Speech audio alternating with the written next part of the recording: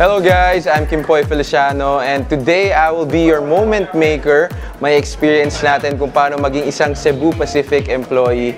Kinakabahan ako, hindi ko alam kung ano yung gagawin natin, but I think that's what makes it exciting kasi makikita natin kung ano yung mga ginagawa nila behind the scenes. And nandito nga tayo sa briefing room kasi everyday pala, when the day starts, talagang binibrief every employee kung ano yung gagawin nila for the day. So nandito na yung mga kasama ko. Puntahan natin. Parang kinabahan ako ah. Wala, grabe yung mga kasama ko. Nagsastart na talaga. Ayun na sila. So, welcome. Alright guys, so nandito tayo ngayon sa may self-check-in and we're gonna help passengers na mag-check-in ng mga baggages nila. Kasi dito sa Cebu Pacific, meron tayong kiosk. So yung mga tao, they can easily check-in themselves. Tapos sila na rin magkakabit ng mga baggage tag nila. So we're gonna help kasi ang dami ng mga passengers. Let's go!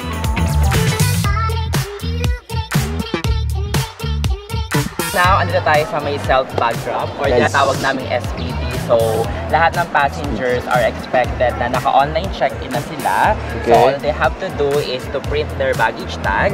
And then, meron tayong machine dito na sila mismo yung magda-drop ng baggage nila. Yeah, so part siya ng innovation ni Seb para at least yung passengers also na aware sila paano yung mag-self-bag drop kapag nag-travel sila. And this is only for domestic flights pa lang. Okay. But soon, of course, international, we will cover na din. Okay. Yeah. So sila na mismo, makikita nila pag overweight yung ano. Yes, and everything kapag example mag-drop sila, ensure lang din nila na well-packed na yung bagahe nila. Okay. And then paano pag overweight? Someone's gonna Actually, pag approach overweight, them. the machine will tell you or the kiosk will tell you na overweight yung bag natin. And And excess, example 20 kilos, and then si machine will tell you, this is 22. So sobra ka ng 2 And then that's when we help. Yes. Kung paano gagawin. And also we have there the repacking area. So just in case na sobra sila, sila mag-transfer here. Okay. Yes. Okay. Another chance. Yes. And our task also is to assist our guests in case may mga ganong situation. Okay. Yeah. So medyo nakakaba kasi dito na yung mga problema kasi pag overweight, naku po. So, Kimpoy, how's the experience with our self-bag drop? Okay naman kasi natutulungan natin yung mga customers natin. Pero mas naramdaman ko na medyo tense na sila dito kasi siguro malapit na silang mag-board and medyo nagkakaproblema yung iba dito kasi nga syempre may over baggage na unlike dun sa isa, talagang check-in lang.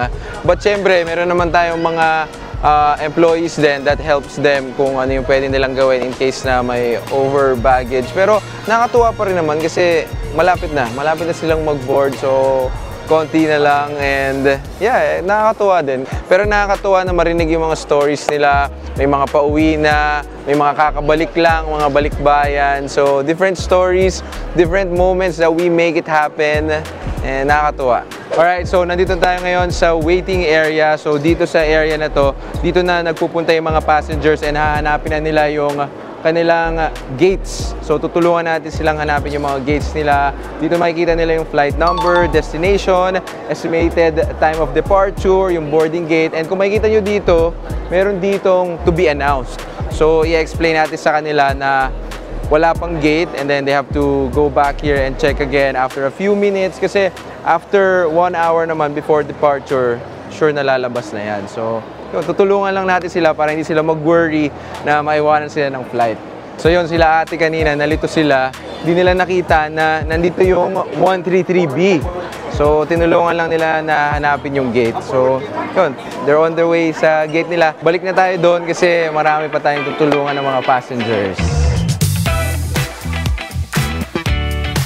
So guys, nagre-review na ako ng pre-boarding announcement kasi tayo daw mag-a-announce. Pero sobrang haba. Okay guys, nandito tayo ngayon sa gate and tayo yung mag-a-announce ng boarding announcement kasi magbo-board na ang mga susunod na flights. So tayo ang mag-a-announce. Cebu Pacific Air Flight 5J911 bound for Katiklan, Boracay is now boarding through boarding gate number 132. We request all Katiklan, Boracay bound guests on flight 5J911 to please proceed now at boarding gate number 132 for your immediate boarding. Pwede. Ay! Kuhanan. Sa day, pag wala ka daw ginagawa, duty ka daw muna dito. Na-amaze sila. Take one. Nade-tense ako sa inyo. Isang magandang pagbati sa inyong lahat. Ang Cebu Pacific Flight 5J506 patungong Tugigaraw ay handa nang tumanggap ng mga panauhing may kasamang bata, mga nakakatanda, may mga espesyal na pangangailangan, at mga panauhing may go-ahead priority boarding service. Maaari nang magtungo sa gate number 133A gamit ang priority lane.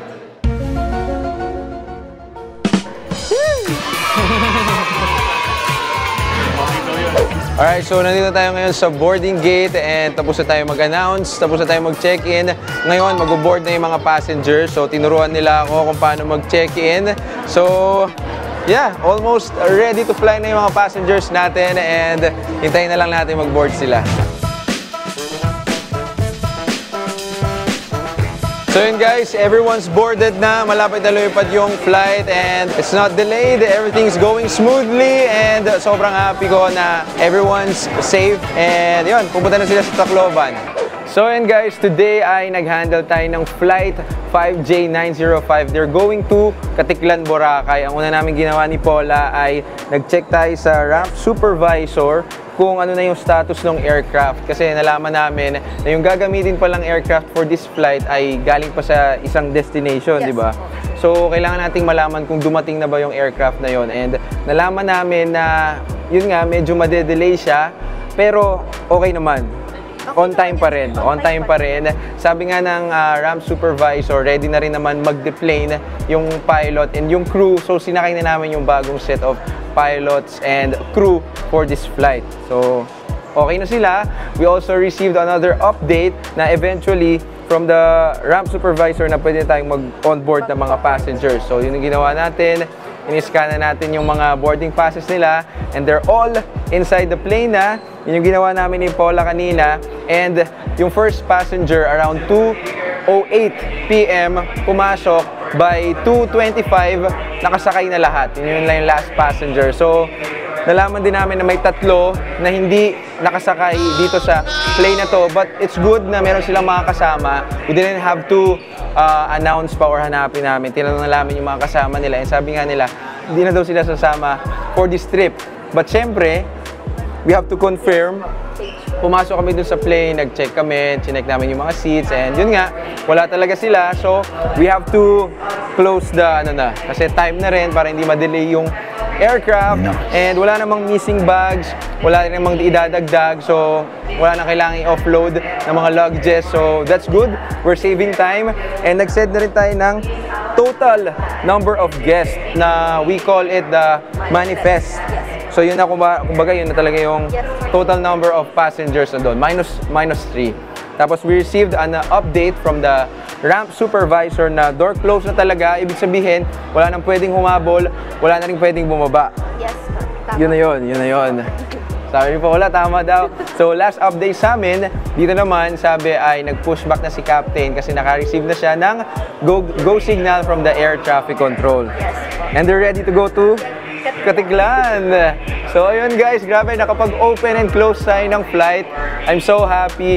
Ang dami nangyayari dito. Hindi nakikita ng mga passengers, but I'm so happy na we're part of that special moment. Siguro ito na ang kanilang hinihintay na bakasyon. So, enjoy Boracay! Okay guys, so nandito tayo ngayon sa arrivals area. And syempre, kahit natapos na yung trip nila, we have to make sure na from the check-in to boarding the aircraft hanggang sa pag-arrive nila sa destination, smooth yung travel nila. So this is still part of the customer journey experience. So tutulungan natin, baka may mga customers na hinahanap yung transfer desk, kung meron silang mga kasunod pang flights, or kung merong hinahanap yung carousel. So tulungan natin sila and let's go! Ito, sobrang dami ng mga passengers and they're starting to retrieve their bags. Ito na, this is the first bag. So, nandito tayo ngayon kasi we have to make sure baka merong mga passengers na hinahanap yung transfer desk or baka meron silang questions about missing luggages or baka nasira yung luggage nila. We're just here, di ba? Para meron silang malapitan in case meron silang mga questions. Parang okay naman sila lahat, wala namang problema. They're just waiting for their luggages. Everything's good. Okay, so everything's going smoothly naman dun sa may arrivals area. So nandito tayo ngayon sa may transfer desk kasi baka meron pang mga passengers na may connecting flight. So we have to make sure na they will get on their next flight. So maghihintay lang tayo ng mga passengers na darating. So ito si Miss Cara, she arrived from Singapore and tutulungan natin siya kasi may connecting flight siya going to Davao. So meron siyang luggage. We're gonna make sure na this is gonna get on her next flight. Sir, may ano, check-in, connecting to Davao. Yun po yung... So, okay na. And tatabi lang natin to para maikarga na sa next flight ni Miss Cara.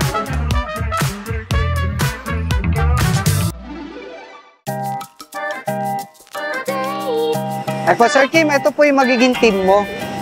So, yan po yung team. Nandyan po yung mga ramp loaders natin, ramp equipment operator. So, nandyan po lahat. As a ramp supervisor, our main job is yung safety ng pasahero, then baggage loading, unloading process, then refueling of the aircraft itself. And we also cater the proper and actual loading of the baggage and cargo on the aircraft itself due to the weight and balance of the earth. Bali sir, ang ginagawa namin, ina-advise namin yung tropa, yung C indicated as cargo, then yung B indicated as baggage. So, sa baggage po kasi sir, may container 1, container 2, container 3, container 4. So, may sinusunod din kami. Ina-advise namin yung tropa namin kung saan ilo-load yung mga intercept, yung mga loose baggage na galing sa mga pasahero. Anong difference ng cargo, sir, tsaka baggage? Yung cargo kasi sir, yun yung yung mga in-import and export natin sa ibang destination. Kasabay din. Yes po, kasabay din. Yung fuel po kasi is very important in terms of passenger boarding. So, kailangan two-way communication with the PIC, which is the pilot in command, then the ramp supervisor sa baba. So, in case na may mangyaring safety hazard or fire hazard, kami po yung unang nakakaalam, then sinasabi lang po namin po para ma-instruct niya po si cabin crew regarding sa kung ano man yung nangyayari sa baba. So guys, kanina na-load na natin yung cargo. Ngayon naman, ito na yung mga baggages ng mga passengers natin. So we have to make sure muna na ito yung mga right luggages kasi syempre di ba maraming flight, so we have to make sure. So tama, ito yung mga luggages ng mga passengers going to Cagayan. So okay na, confirm. Okay now guys, we're closing the cargo door.